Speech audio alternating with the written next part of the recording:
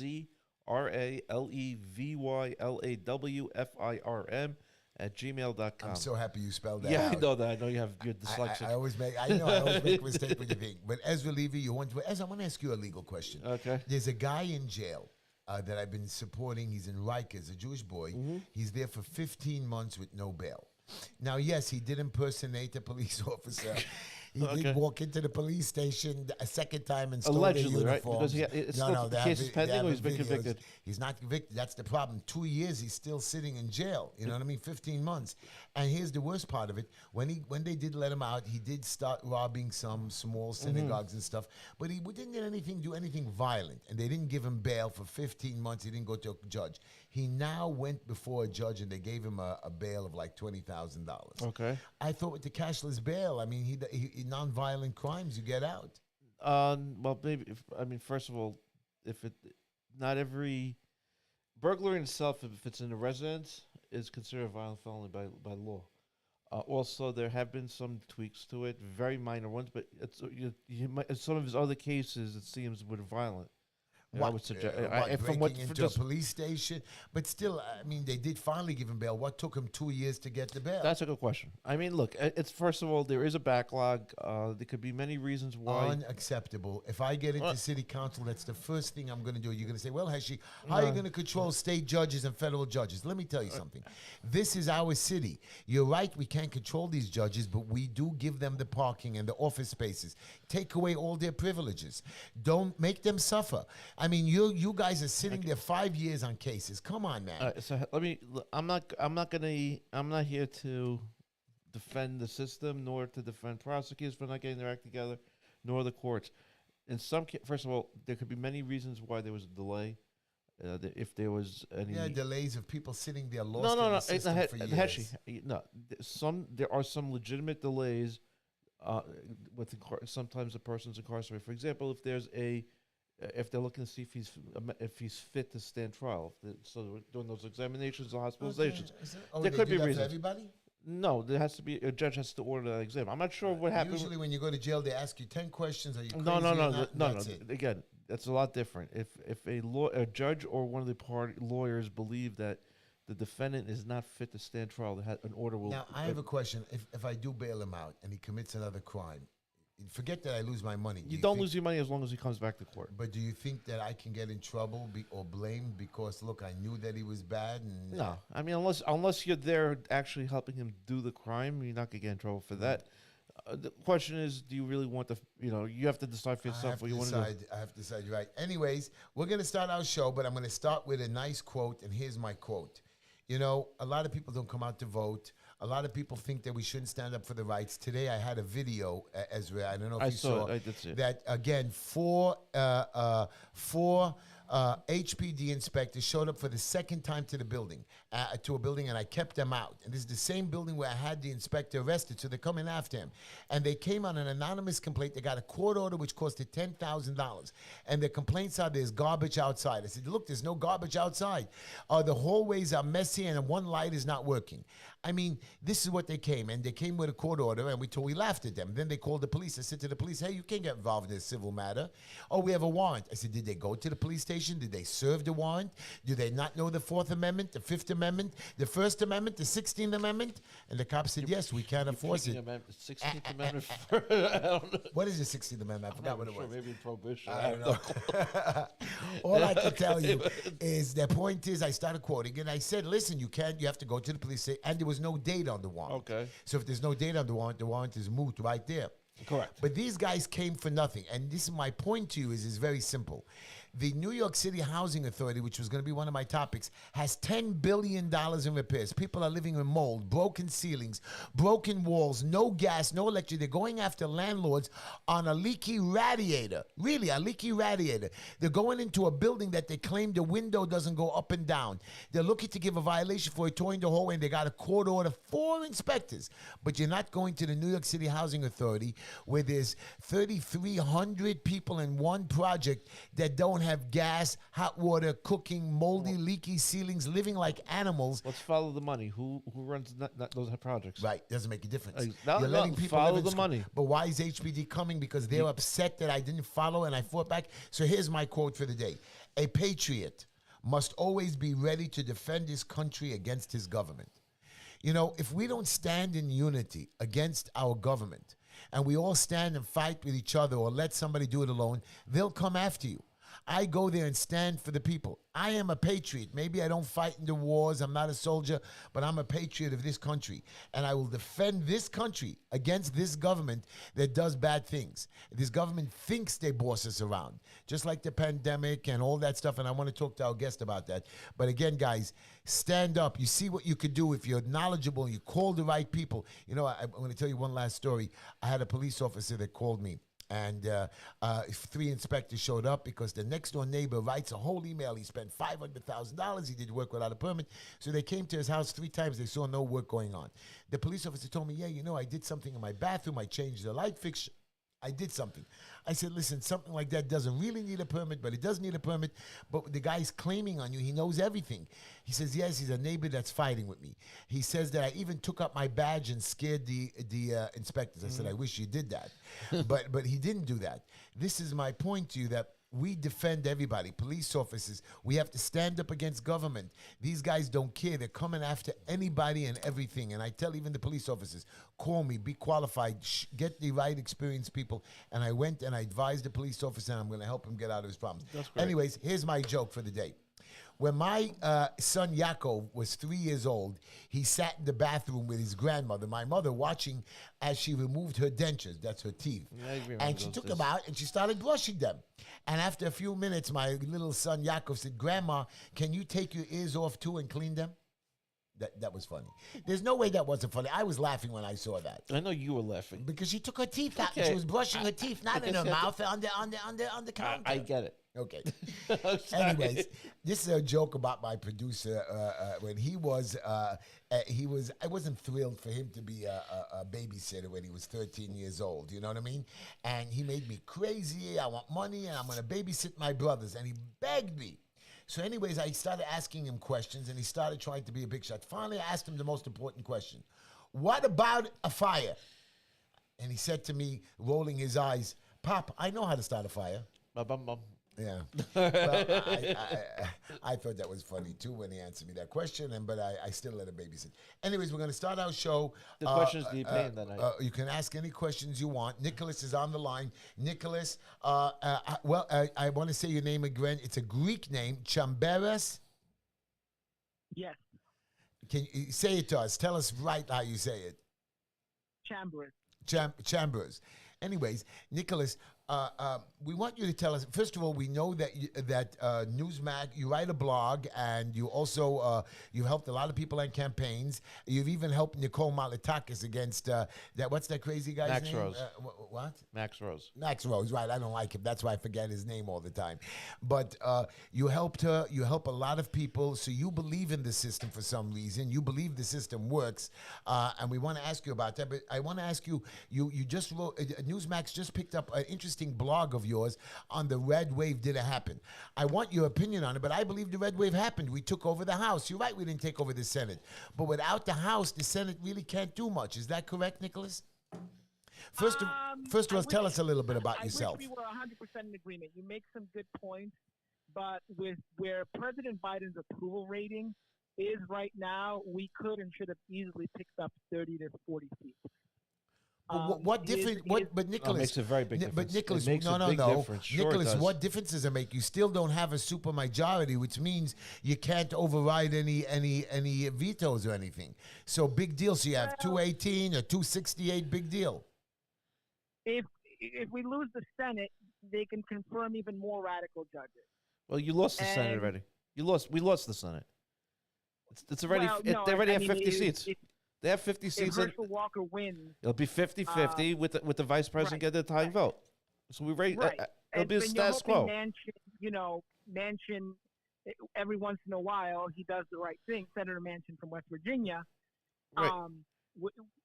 If it's straight up 51-49, I can just see them going to town on infusing the judiciary with as many woke, radical, progressives as possible. I mean, And that's honestly, dangerous for a country. I mean, traditionally, every president gets as long as his party runs the Senate, as long as that nomination is in front of the committee and gets onto the floor, it's going to be it's going to be endorsed. It's and usually, traditionally, some Republicans actually will vote to confirm a Democrat nominee because it's just tradition. It's usually the Democrats who But stand as it's obstacles. not only the judge for the Supreme Court Well, because it's there's we're not talking going to about be. I don't think Biden's going to. No, we're talking about district and circuit court judges, which is the majority of the appointments, and those are the most important ones, really. But for the Nicholas, most part, you do you believe in 2024 the Democrats say they're going to get back the House? Yeah, they can keep dreaming. That's just not gonna happen. And what's your To use opinion? the technical term. Go ahead. What'd you say? No, I was saying they can keep dreaming, to use the technical term. It's not going to happen. That's just bluster. It's not going to happen. Good. Now, This was their high water mark right here. can I ask you a question? Would your opinion change if Donald Trump is the Republican nominee for president? Because My it's gonna be a top down. Yeah, I want to do a follow-up question before you answer because I read something that you said that Donald Trump hurt this last election by helping all these people, and you are. No, I never wrote me. No, what was your? I'm sorry. People are saying that. What is your opinion on Donald Trump, and did he hurt the Republican red wave? So we can talk about this literally for days without a break. And sometimes, folks won't be satisfied. We won't achieve a resolution. But in my view, here's what you need to consider. 2016 and 2020, Donald Trump was on the ballot, right? He headed the ticket. Both elections, we had historic gains in the legislature. Okay? We overperformed and we exceeded expectations. You lost we lost the House in 2018, and we lost the Senate in 2020. Was Donald Trump on the ballot? On 2020, he definitely was. Yeah. 2020, he definitely was. He definitely was on the ballot, and we lost the House and we lost the Senate. He was on the ballot in 2020. And the midterm elections, we lost the House. Right, because of Paul Ryan. We didn't lose the House because of Donald Trump. I beg to differ. Paul Ryan was a terrible leader. I understand that, but they lost because midterm elections usually the party in power in the White House loses seats. No, Nick, you tell us. I mean, first of all, is Trump going to have? Does Trump have a chance or no? People are telling me no. I love Trump. Trump is going to be the 2024 nominee if he wants to be. That's just a fact. That's people who aren't familiar with the Republican Party nationally, folks who haven't been members of the Republican Party for a long time, it's very easy to listen to Democrats. No one in the Republican Party, though we have a bright future, we have a strong bench. Obviously, Governor DeSantis, Senator Cruz, Senator Hawley just jump out at me right now. But no one in the Republican Party right now connects and communicates as effectively with working class voters as does Donald Trump. In 2016, we captured the White House against all odds, being heavily outspent because Donald Trump spoke to working class voters who had abandoned the Republican Party in droves. Indeed, we would have gone the way of the Whigs without Donald Trump. And by the way, just to clarify the record, initially I was a Marco Rubio supporter. Me as well, by the way. Then I Ted Cruz's candidacy. And then, when it became apparent that Donald Trump was going to be the nominee, I said, we have to support Donald Trump. And he has some interesting ideas, some compelling policies that I wasn't sure he was going to try to enact. Lo and behold, he did, especially on trade policy. But again, in 2016 and 2020, we overperformed in the legislative contest. In 2018, basically, Paul Ryan, the Speaker of the House, he stalled what Trump called the America First agenda, right? In 2018, we had the introduction of the term caravan, and I do believe in compassionate immigration policy. I just want to make that point beforehand. But Paul Ryan basically stalled the Trump agenda, and Trump voters, working class voters who don't necessarily identify as Republicans, they will stay home if Donald Trump is not on the ballot. They have no issue doing that. If they feel that candidates don't support or represent the Trump agenda, they will stay home. So again, when Trump was on the ballot himself, Republicans did great. Whenever he wasn't on the ballot, we've had to support. Does Wait, do, can I- do- wait, sorry, I can want I to just ask ask you you- one I question. just want I to. want to ask: do you think Trump can win it?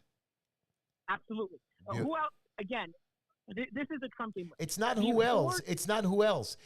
Can he beat Biden straight out or not? Absolutely. Absolutely. Okay. Well, so Nicholas, I just want to ask you a question. I follow up what you said because I'm a little confused. I By the way, I want to tell everybody, if you want to call into the show, 646-974-1581. I don't know if we're going to take your call because we're on the phone with Nicholas. But go ahead, Nicholas. Okay, just one question. My question is: you said we made gains. We outperformed what we were supposed to do in 2020. Now we lost the Senate in 2 runoff elections in Georgia, where we had 2 incumbents. Both of them lost their seats, largely because of Donald Trump basically litigating the 2020 presidential election when he was supposed to be getting ready for the runoffs and speaking in Georgia. You had also Did you? I'm sorry. Go ahead, Ezra. also this cycle. I understand Donald Trump wasn't on the official ballot, but Pennsylvania flipped from even though Toomey was retiring, it flipped from a Republican seat to a Democrat seat. Looks like Herschel Walker is probably going to lose to Warnock. I don't think so. I think Herschel Walker is going to Arizona went the wrong way, and Nevada went the wrong way. The people, it seemed, and as well as New Hampshire, it seems that the candidates that Donald Trump endorsed because they took, they supported his position on the outcome of the 2020 election, were not accepted by voters in very moderate states. So my question is is Donald Trump? We all support him. He was a great president, but is he really going to be electable in these flips? In these states aren't, blood red. We're talking. I'm not even saying purple, but just even moderate blue states or moderate red states. Is he going to be able to carry them? He lost Wisconsin. He lost Pennsylvania twice now. If you look at the last election Go ahead, as well. Nicholas, tell us. So again, we need to set the record straight about Trump's endorsements. Most of Trump's endorsed candidates won, and but Nicholas, those weren't. Some of them were not. Some of them were not in states where his endorsement really came into play. Hold on. When is the last time a Republican presidential candidate won Pennsylvania before Trump won it? You know? I hear you, but the thing is, he also lost. No, I don't know. I would guess. I would guess Reagan. I would guess Reagan. Actually, Bush 88. Okay, so close. Reagan's successor. Michigan. Michigan was also, I would say, about the same time, and maybe Bush 45 because it was during the war. No, okay. Bush 88. Bush 88. Well, Bush in 1988. That's what I'm really clarifying. Yeah, I understand that. Nicholas, But I have a personal question for you. So I believe that the country is in the last 2 years much worse than it was when when Trump left it. What is your opinion of it? And will it get more worse? And will the people finally realize that Biden's really not doing his job? Or am I just crazy and I don't see it, that Biden is doing his job? I mean, what is your opinion on that? So I think, obviously, the country is worse off, and most Americans would agree. But I think if you'll allow me, I think we should really talk about Trump in those states a little bit more to give some context. So again, Wisconsin, I think Wisconsin hadn't gone Republican maybe since '84. So you have to understand there's a reason why someone like Donald Trump was able to win those states, because he was able to connect with working class voters. I understand, but he lost it 4 years later. Those same states that you mentioned. He lost Pennsylvania because of highly questionable ballot counting and ballot security provisions. And but Nicholas, be as wow, Nicholas, be as Hold on. Be as in May, the Republicans got trounced in Pennsylvania this last cycle. You had the gubernatorial candidate lost by 15% in a state that's always been a flip state when it comes to statewide elections. Not really. I mean, the previous governor was a Democrat. Right, but and prior to that, but it's not. It's I not. mean, It's not. we haven't had. I don't think Pennsylvania had a Republican governor um, since Tom. Oh my goodness, I forget his last name. But you've got to go back um, probably 15 years, 16 years. It wasn't 15% trouncing. It wasn't the Um, 15% trouncing. so primaries are tricky things, right? We're not talking about primaries. I We're can talking tell about you, national. We're talking about. I can give you primaries in New York where candidates who were not backed by Donald Trump, who were fringe, somehow managed to win the primary, and against better qualified candidates who would have had more broader appeal to the general electorate. Unfortunately, they didn't win the primary. The Republican candidate went on and got trounced. You have to take into consideration, we can't evaluate President Trump's candidacy on the decision of Pennsylvania Republican voters by a hair to select Dr. Oz Right. That's not. over a couple of other candidates. I guess that was my. a very close election. But shouldn't have been. Dr. Oz You had was you had a guy who basically who was still recovering from the effects of the stroke, who was unelectable even before then, and now he's a U.S. senator. Remember, Pennsylvania has a very strong Democratic constituency. And And the fact that someone like Donald Trump could win Pennsylvania, to be the first one to win it since 1988, is a testament to his abilities. Again, Dr. Oz was a terrible candidate. I mean, I agree with we you. all I agree with you. a He was lot a of terrible candidate. talk about Fetterman, but Dr. Oz was not exactly Cicero. No, but that's my point. Um, But the thing is, he got the so- Trump endorsement. If Trump stayed out of the Right, primary, but the Trump, any endorsement, no endorsement, and it's unfair. It's an unfair attack on President Trump. An endorsement does not mean that someone's going to win, especially in a state that you yourself said is a flip state, right? Right. So correct. You see, it's I not like like you he already. endorsed somebody in Alabama. You are, If you the are, Alabama candidate lost, then that's a problem. Well, for but Donald Alabama, Trump. look, But it's a Alabama's blue state. Alabama's going to remain red until my great grandchildren are around. Come on, I I mean, want- it's not even a Ezra, competitive I state. want to switch gears already because I want to get to local stuff. But before I do, Nicholas, experienced candidate, experienced guy who watches candidates, and you see the problems that they go through. You know, Donald Trump, they tried to impeach. They went after him with their fake Steele dossier. Again, they're trying to indict him for the January 6th taking home stupid documents, which he's allowed to, even though it was secret, whatever it is. Now, I know that my tax return is secret. Nobody can ever touch my tax return. That is the law. You cannot even, you can maybe subpoena me to give it to you, but the tax department can't really, they're not even ask about my taxes, only the IRS. How did the government get Donald Trump's tax returns?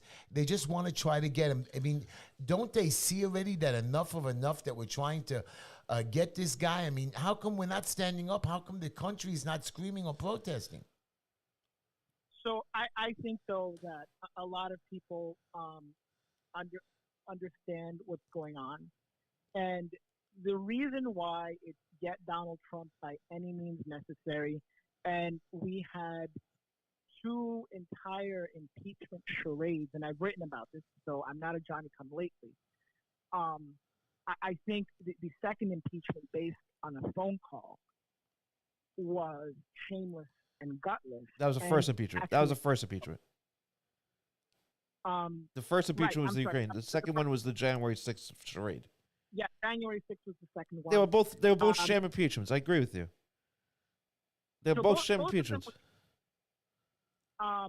Everyone knows that it's get Donald Trump by any means necessary, and it's a testament to his electoral power.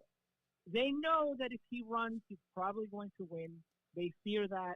He's by far the strongest candidate. That's why they will stop at nothing. They know he's determined to run. There's not going to be any backroom deals where he's going to go quietly into the night. That's not Donald Trump. So they have to find a way to stop him. Again, look at all these states in 2020. Wisconsin and Pennsylvania were decided by maybe 10,000 votes. Right. And in Georgia, again, now I'm not saying that there was a rigged election. I just want to make that clear. I'm not saying there was a stolen election. I'm not saying there was a rigged election. But that infamous clip in Fulton County, Georgia, I believe it was Fulton County. Right, yes. Yes, I know what you're talking about. They're taking out 2 cases of paper ballots After they kicked out the election observers, any developing country to do that would be the laughing stock. I mean, you would have the United Nations descend on there to investigate fraud. I'm not saying that fraud occurred, but Republicans weren't ready for the mail-in ballots. They weren't ready for drop boxes. They weren't ready for ballot harvesting. But you saw when you had a contest in traditional terms, like in 2016, Donald Trump pulled off shockers. Because they So, want. again, So I have I like the way that listen, you so said. I have a question no, for you. I Then. want to ask. I You. don't- I- You keep asking. I want to talk now. You have you. I like the way you said the rigged elections. I mean, we're doing this so long. You're an experienced person. You're very high up in the ranks. You talk to all the big boys. I mean, you can't. I mean, why can't you guys get your act together? I mean, we you know, if I ran my business the way they run this voting and board of elections and elections across the country, I'd be bankrupt. I mean, with the computers and internet going down, I mean, I see Facebook having 7 million subscribers, Twitter a billion. I mean, I'm sorry, not 7 million. There's 7 billion subscribers on Facebook and billions on Twitter.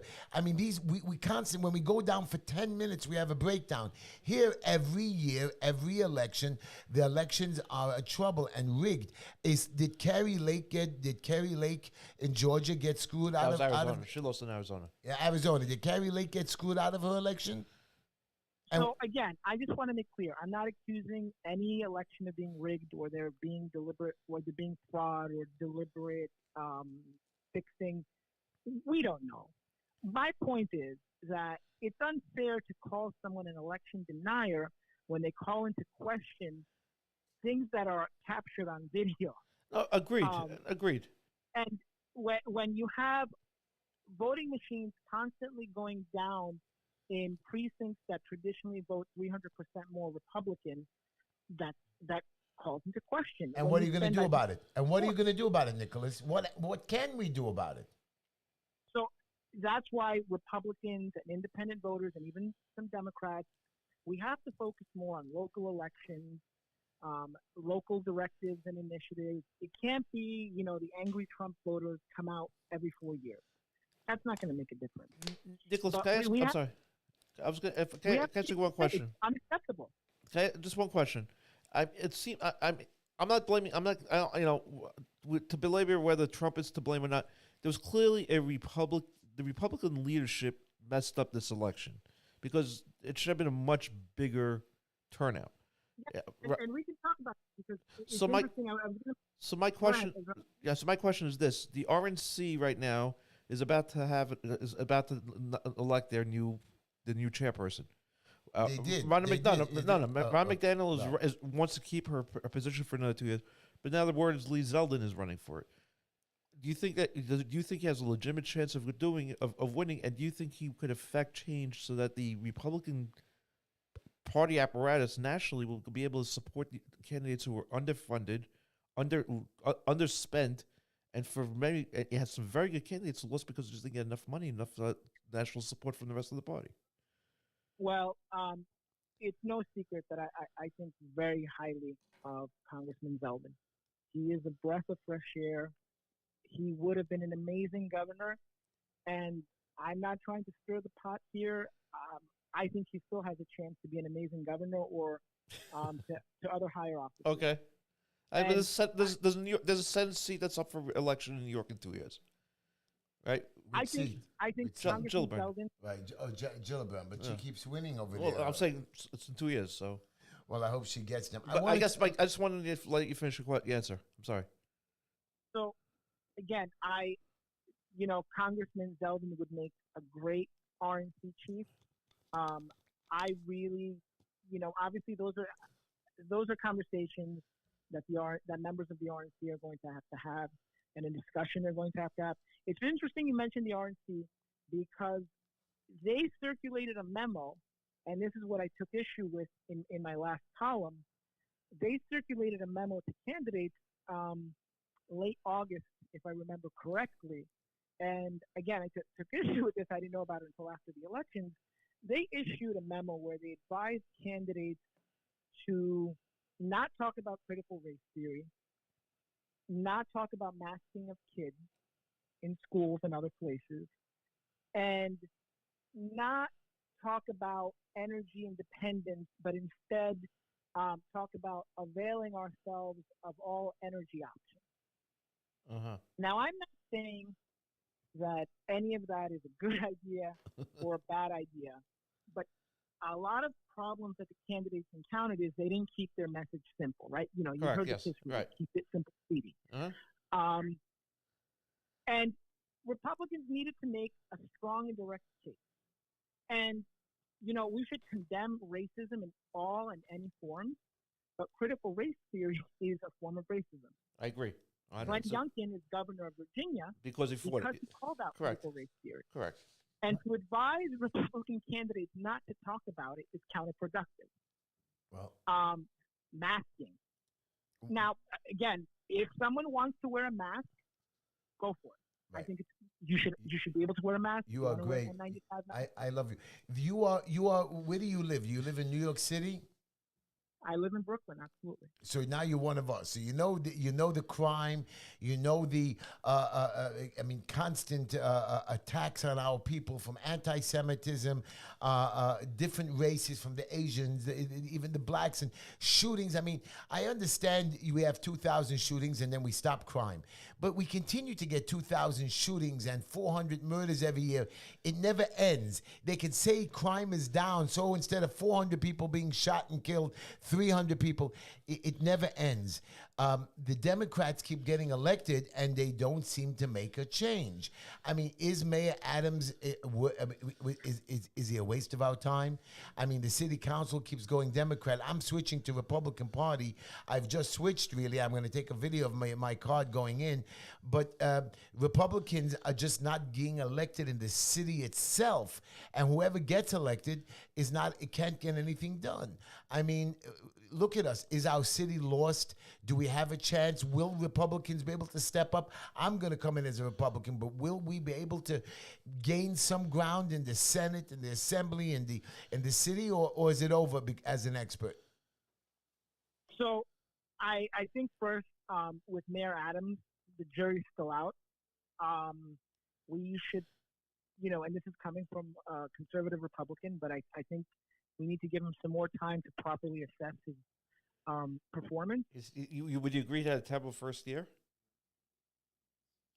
It's been disappointing first year. Okay. Yeah, absolutely. And he Okay. still There's no way hasn't. to And he still hasn't stopped the mandates. He still hasn't stopped. He still hasn't stopped the vaccines. You know that people are getting billed now from 2 years ago, and he's allowing it to happen. Even it was under de Blasio. The people that went for the free COVID tests are now being billed $200, $300, $500. You know that, Ezra? No. Yeah, they're getting bills in the mail for $200, $300, $500 for COVID tests, not the COVID shot. COVID tests that they took in October of 2020. And Mayor Adams is letting him let it happen. There's nothing we could do about it. I think he not only had a bad first year, he still hasn't said that he's not defunding the cops. What do you think? Should we defund the cops or not? I know. I love your laugh. Beautiful. Sorry. I needed that. Well, I think Eric Adams is in a challenging situation for a couple of reasons. One, he inherited an absolute chaotic mess from Bill de Blasio, with a bunch of entrenched bureaucrats heck bent on continuing his radical progressive agenda, no matter what Eric Adams wants to do. So he had those challenges. Bail reform has handcuffed the mayor. We should acknowledge that. But the mayor could override that. The mayor could override because he can't. Zeldin said he was going to override it. That's the governor, and even he can't do it. But the mayor really has no power with that. He's right. Yeah, I mean, he went to Albany earlier this year, and ironically, I think he may have helped save Hochul's election, because early in the year, Eric Adams went up there, hat in hand, to Albany, begging them to do something about changing the bail reform laws, or some people call it cashless bail. And he was basically told, "Thank you, but no thank you. Right. Leave us alone." And the Working Family Party jumped all over it and got Kathy Hochul elected. Well, I think Eric Adams also helped Kathy Hochul get elected, because up until a few weeks before the election, a lot of voters were starting to notice that she almost had this contemptuous attitude towards any citizen or resident concerned about crime in New York City or New York State. Correct. And I think that ultimately hurt her enormously. But I think it was close to being fatal. A lot of people were criticizing Eric Adams for talking about crime. Left-wing progressive strategists in their usual loyal magazines were talking about how he's creating this false perception. There's no false perception. We could talk about this a long time or a short time. Crime is up. Violent crime is up. Right. New York City is a far more dangerous place than it ever was during the Bloomberg Yes. or Yes. after the first year of the Giuliani administration. Yes. Let's stop the propaganda and the innuendo. We live in a dangerous city. We're not accustomed to living in a dangerous city, at least not for decades. Same question Ezra asked you about Mayor Adams. Hochul, her first year, I believe, was terrible. And do you think she has a chance, or is the jury still out on Hochul on her second term? I think it was much worse than we thought. I would agree. She had a chance to change bail reform, and she didn't. She continued these insane mandates that not only crushed the spirit and soul of a lot of loyal, hardworking New Yorkers, forcing thousands to flee, but she crushed the economy because of these ridiculous mandates. So, some of the most productive people left the state. And she seems to just be loyal, and things could change. And I'm hopeful that, she'll move back to the center, but she's taken a hard turn to the left, and it's really created problems throughout the state. You did mention she took a hard turn to the left. The fact is, if you look at the numbers and just the last 2 weeks of campaigning, if it wasn't for the Working Family Party, she wouldn't have won an election. She probably would not have won the election. Is that true? So she could be beholden to them, and which means more radical, left-wing, pro-criminal mandates. Sorry, I didn't mean to interrupt. It's going to be more pro-criminal, left-wing legislation or non-legislation. She wouldn't have won without them. I think Democrats do that at their own peril. I think they gave her the benefit of the doubt this time in major metropolitan areas. I think the fact that someone like Eric Adams, who is, has been warning about crime for a long time, supported her, showed up at rallies with her towards the end, really gave her the benefit of the doubt that she will not receive 4 years from now if things don't change for the better. Nicholas, we have a caller here, Lenny, a friend of ours who's a retired police officer. I'm connecting him into the line. He wants to ask you something as well. Lenny, are you on the? Hold on, he's being connected in right now. Lenny, are you with us, Lenny? I'm here, Bobby. I'm here. How are you, my brother? We have Nicholas. Well, I think Nicholas is on the same page we're on. Okay. I just don't understand when he says the jury's still out on Adams. He had the power to bargain with Hochul for the DA, and he didn't use that bargaining chip. You still there? Nicholas? Yeah, no, Lenny, and thank you for your service protecting our city. And it's a great question. Yeah, I think overall the jury is out. Please don't. I hope everyone understands. I'm not saying that everything he's done has been perfect. I've been critical about that. I've been critical about perpetuating this mandate totalitarianism that's really counterintuitive and against public health. But I think it's rare in this state. Unfortunately, you have some politicians like District Attorney Michael McMahon on Staten Island, but a lot of Democrat politicians nowadays and elected officials are bowing to the woke mob that seems to control or dominate New York State Democratic Party politics. And I want to talk. I basically want to talk about Adams. This man says he's got $6 billion. We're going to be in the hole by, I think, 2024. $9 billion. He hires a former 911 dispatcher for $245,000 a year job. He's also initiated the anti-crime unit again in the police department, but in uniform.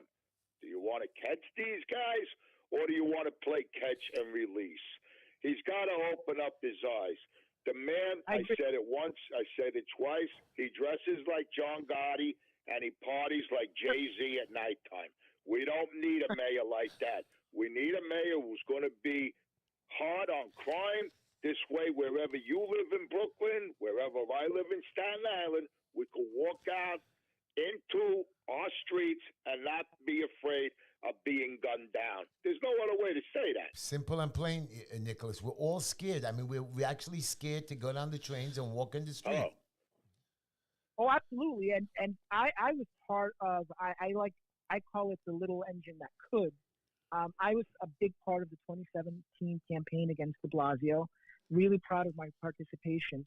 And again, I'm not on here to say that Eric Adams is governing as a centrist or as a conservative, but based on some of the other alternatives, I think we need to try to work with him. I agree with you about the plainclothes unit. I mean, silly, the anti-street crime. I saw about his assistance. I really don't have as much information as I'd like to speak about it confidently. I will say I have noticed that he's talking about budget cuts, which, based on his predecessor, is anathema. Well, let me ask you a question. When you say work with him, he's basically gotten rid of the chief of the department to put in a new chief of department. And I know them both well. I worked with both of them in the 70th precinct. What is the change that he's doing there, forcing one out, putting another one in? What's that all about? What has that got to do with the person living on Ocean Avenue coming off the train at Parkside Avenue getting shot? I didn't say that happened, but it could. Right, what has that got to do with it? What is he doing about the crime? Lenny, I love you. Thank you for the call, Lenny. You are on the ball as always, Lenny. Sorry. Hello? Yeah, Lenny, we're going to say goodbye to you now. I love you. Yeah, you're very low. I could hardly hear you. I was saying we love you, Lenny, and we want to wish you a happy Thanksgiving, and thank you for the call, Lenny. Lenny? Okay. All right. So let Nicholas answer that question. I'm here. Oh.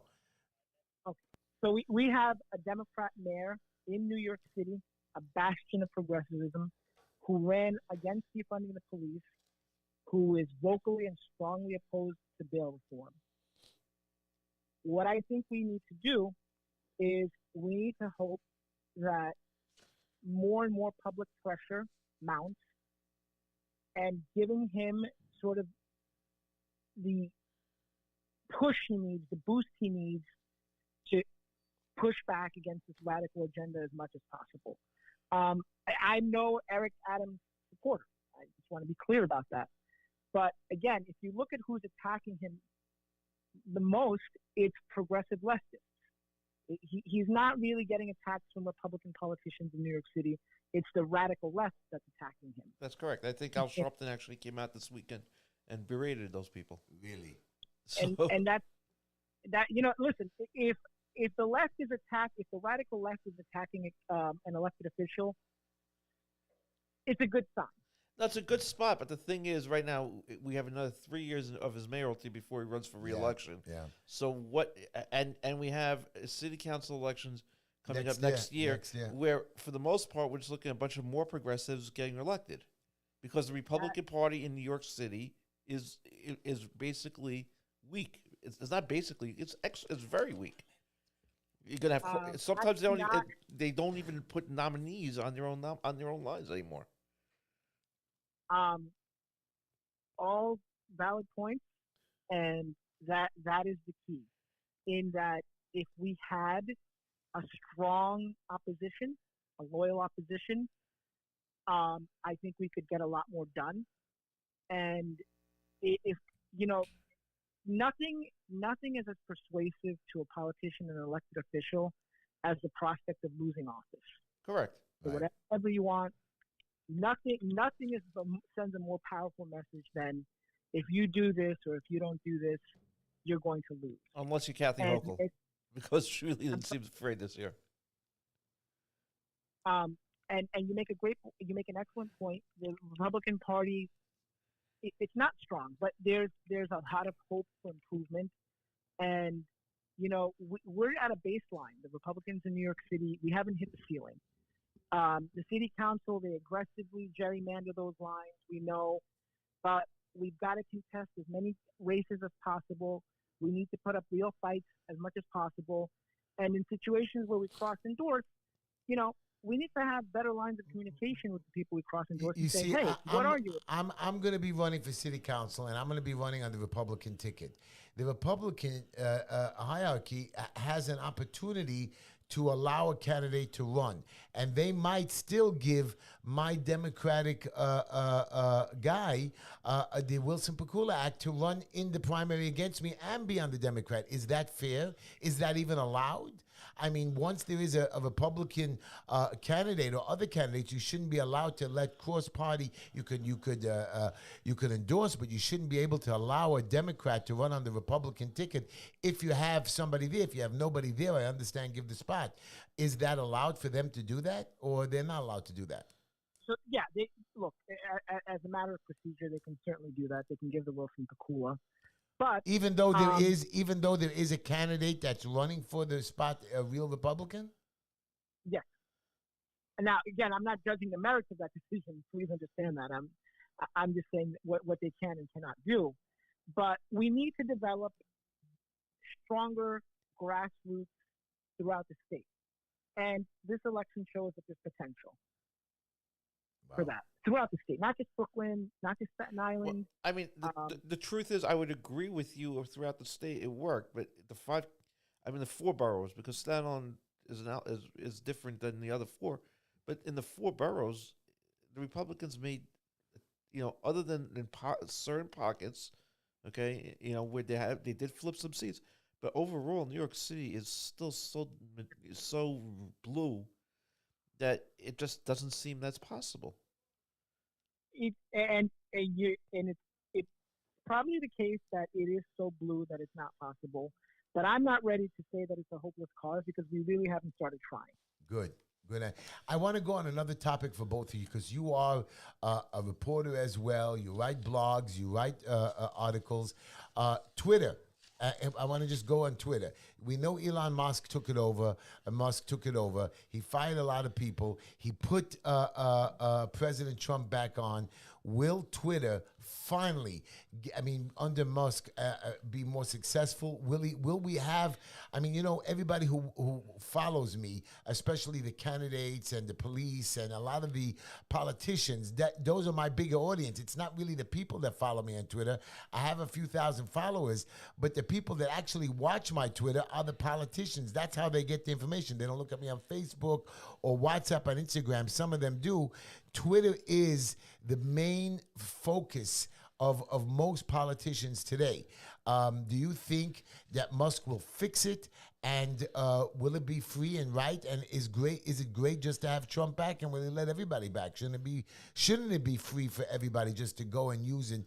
And I'm happy that he's firing a lot of those idiot people from Twitter who held us back and took away our speech and right to speak. I'm sorry, but I'm very skeptical of what Elon Musk says he's doing at Twitter. He's great. He's great at public relations. He's a master marketeer. The fact of the matter is he had to let go of a substantial amount of the Twitter workforce. If he didn't buy Twitter, who knows what would have happened? There would have been massive layoffs regardless of who owned Twitter. That's one thing we need to keep in mind. And another thing is, yes, he brought back Donald Trump because he really needs Donald Trump on there. You saw he hasn't even tweeted yet, and he has maybe more followers than anyone else. But he only brought back Donald Trump because of a poll, No. He needed to do it. I know he needed to do it, but he used the excuse as a poll. Maybe that's why Donald is upset. President Trump is upset. Hey, you should have brought me back without a poll. You have no right to have blocked me to begin with. I know plenty of conservatives who are still deplatformed on Twitter, who are still throttled on Twitter, slowed down, shadow banned. It's still taking place.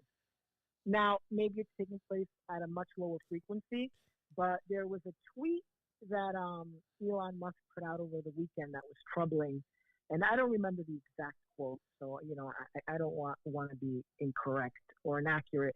But basically, he was saying free speech is great, but we get to decide what speech people see and what speech people don't see.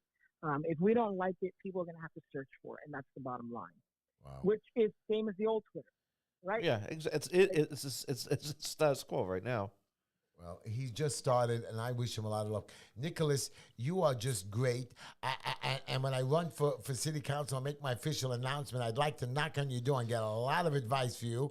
I want you to support me, and I think you're smart. You are on the button, because last week we had a friend of mine, whatever, that came on the show, a very big time leftist who just like said that all Republicans are crazy and Democrats are doing a wonderful job. The city is great. Crime is down. President Biden is a king, and we should all go and put toilet paper in our mouths and shut up.